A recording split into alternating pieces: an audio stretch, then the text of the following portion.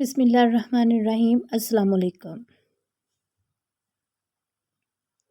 نبی اکرم صلی اللہ علیہ وسلم کے ہجرت کر جانے کی خبر ایک صحابی حضرت حمزہ بن جندب رضی اللہ عنہ کو ملی تو کہنے لگے، اب میرے مکہ میں رہنے کی کوئی وجہ نہیں۔ پھر انہوں نے اپنے گھر والوں کو بھی ساتھ چلنے کا حکم دیا۔ یہ گھرانہ مدینہ منورہ کے لیے نکل کھڑا ہوا۔ ابھی تعیم کے مقام تک پہنچا تھا کہ حضرت حمزہ رضی اللہ عنہ انتقال کر گئے۔ اس موقع پر اللہ تعالیٰ نے سورہ نساء میں یہ آیت نازل فرمائی، اور جو شخص اپنے گھر سے اس نیت سے نکل کھڑا ہو کہ اللہ اور رسول کی طرف ہجرت کرے گا، پھر اسے موت آ پکڑے، تب بھی اس کا ثواب اللہ تعالیٰ کے ذمہ ثابت ہو گیا، اور اللہ بڑے مغفرت کرنے والے ہیں، بڑے رحمت کرنے والے ہیں۔ حضور نبی کریم صلی اللہ علیہ وسلم نے ایک مرتبہ حضرت حسان بن ثابت رضی اللہ عنہ سے فرمایا، حسان، کیا تم نے ابو بکر کے بارے میں بھی کوئی شعر کہا ہے؟ انہوں نے عرض کیا، جی ہاں۔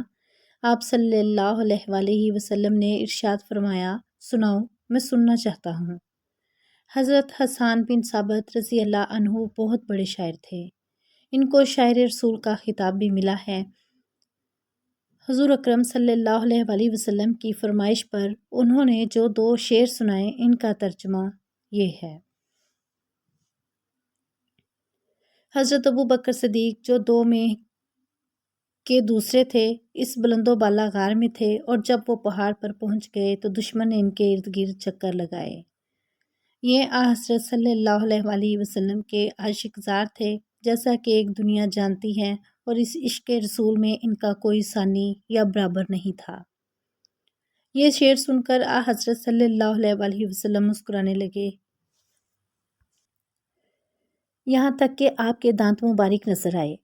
پھر ارشاد فرمایا، تم نے سچ کہا حسان، وہ ایسا ہی ہیں جیسا کہ تم نے کہا۔ وہ غار والے کے نزدیک، یعنی میرے نزدیک، سب سے زیادہ پیارے ہیں، کوئی دوسرا شخص ان کی برابری نہیں کر سکتا۔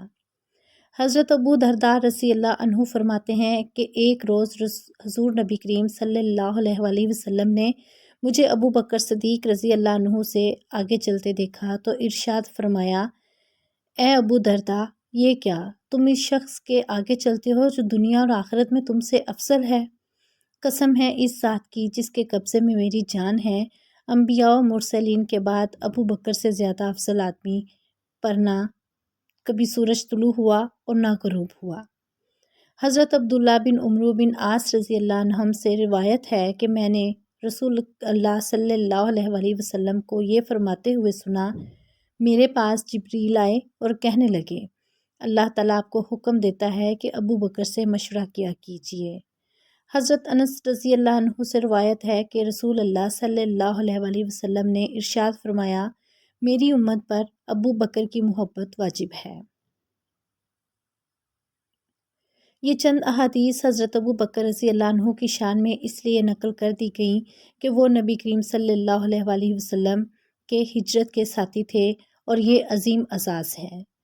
غار سے نکل کر حضور اقدس صلی اللہ علیہ وسلم اور حضرت ابو بکر صدیق رضی اللہ عنہ اونٹوں پر سوار ہوئے اور راہبر کے ساتھ سفر شروع کیا۔ حضرت عامر بن فہیرہ رضی اللہ عنہ بھی حضرت ابو بکر رضی اللہ عنہ کے ساتھ اسی اونٹ پر سوار تھے۔ غرض یہ مختصر سا قافلہ روانہ ہوا۔ راہبر انہیں ساحل سمندر کے راستے سے لے کر جا رہا تھا۔ راستے میں کوئی ملتا اور ابو بکر صدیق رضی اللہ عنہ سے پوچھتا، یہ تمہارے ساتھ کون ہیں؟ تو آپ اس کے جواب میں فرماتے، میرے ساتھ میرے راہبر ہیں، یعنی میرے ساتھ مجھے راستہ دکھانے والے ہیں۔ ان کا مطلب تھا کہ یہ دین کا راستہ دکھانے والے ہیں، مگر پوچھنے والے اس گول مول جواب سے یوں سمجھتے یہ کوئی راہبر ہے جو ساتھ جا رہے ہیں۔ ابو بکر صدیق رضی اللہ عنہ کے اس طرح جواب دینے کی وجہ یہ تھی کہ نبی کریم صلی اللہ علیہ وسلم نے ہدایت دی تھی کہ لوگوں کو میرے پاس سے ٹالتے رہنا، یعنی اگر کوئی میرے بارے میں پوچھے تو تم یہی ذو-معنی جواب دینا، کیونکہ نبی کے لیے کسی صورت میں جھوٹ بولنا مناسب نہیں، چاہے کسی بھی لحاظ سے ہو۔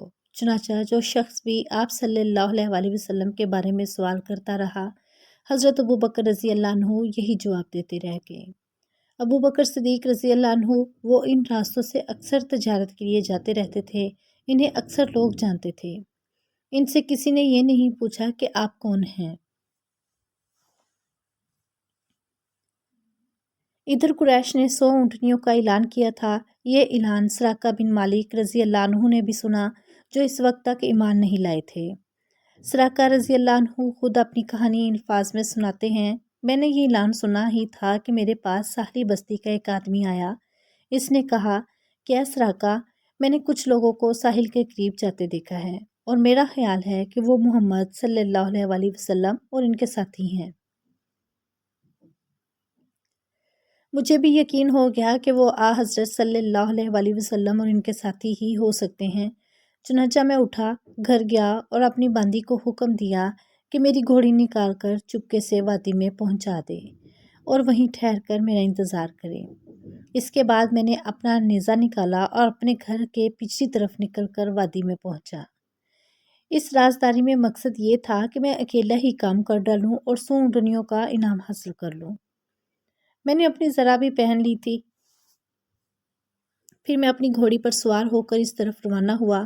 میں نے اپنی گھوڑی کو بہت تیز دوڑایا، یہاں تک کہ آخر کار میں حضرت صلی اللہ علیہ وسلم سے کچھ فاصلے پر پہنچ گیا، لیکن اسی وقت میری گھوڑی کو ٹھوکر لگی، وہ منہ کے بل نیچے گری۔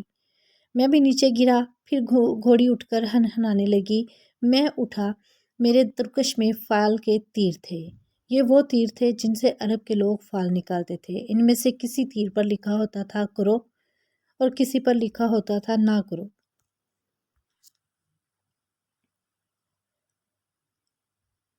میں نے ان میں سے ایک تیر لیا اور فال نکالی، یعنی میں جاننا چاہتا تھا یہ کام کروں یا نہ کروں۔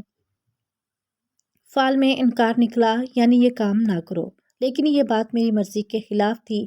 میں 100 اونٹنیوں کا انعام حاصل کرنا چاہتا تھا۔ نہ والا تیر نکلنے کے باوجود میں گھوڑی پر سوار ہو کر آگے بڑھا، یہاں تک کہ حضرت صلی اللہ علیہ وسلم کے بہت قریب پہنچ گیا، جو کہ اس وقت قرآن کریم کی تلاوت کر رہے تھے اور پیچھے مڑ کر نہیں دیکھ رہے تھے۔ البتہ حضرت ابو بکر رضی اللہ عنہ مڑ کر بار بار دیکھ رہے تھے۔ اسی وقت میری گھوڑی کی اگلی دونوں ٹانگیں گھٹنوں تک زمین میں دھنس گئیں، حالانکہ وہاں زمین سخت اور پتھریلی تھی۔ میں گھوڑی سے اترا، اسے ڈانٹا، وہ کھڑی ہو گئی، لیکن اس کی ٹانگیں ابھی تک زمین میں دھنسی ہوئی تھیں، وہ زمین سے نہ نکلی۔ میں نے پھر فال نکالی، انکار والا تیر ہی نکلا۔ آخر میں پکار اٹھا، میری طرف دیکھیے، میں آپ کو کوئی نقصان نہیں پہنچاؤں گا اور نہ میری طرف سے آپ کو کوئی ناگوار بات پیش آئے گی۔ میں سراقہ بن مالک ہوں، آپ کا ہمدرد ہوں، آپ کو نقصان پہنچانے والا نہیں ہوں۔ مجھے معلوم نہیں کہ میری بستی کے لوگ بھی آپ کی طرف روانہ ہو چکے ہیں یا نہیں۔ یہ کہنے سے میرا مطلب تھا اگر کچھ اور لوگ اس طرف آ رہے ہوں گے تو میں انہیں روک دوں گا۔ اس پر حضرت صلی اللہ علیہ وسلم نے حضرت ابو بکر رضی اللہ عنہ سے فرمایا، اس سے پوچھو یہ کیا چاہتا ہے۔ اب میں نے انہیں اپنے بارے میں بتایا، اپنے ارادے کے بارے میں بتا دیا اور بولا، بس آپ دعا کر دیجئے کہ میری گھوڑی کی ٹانگیں زمین سے نکل آئیں۔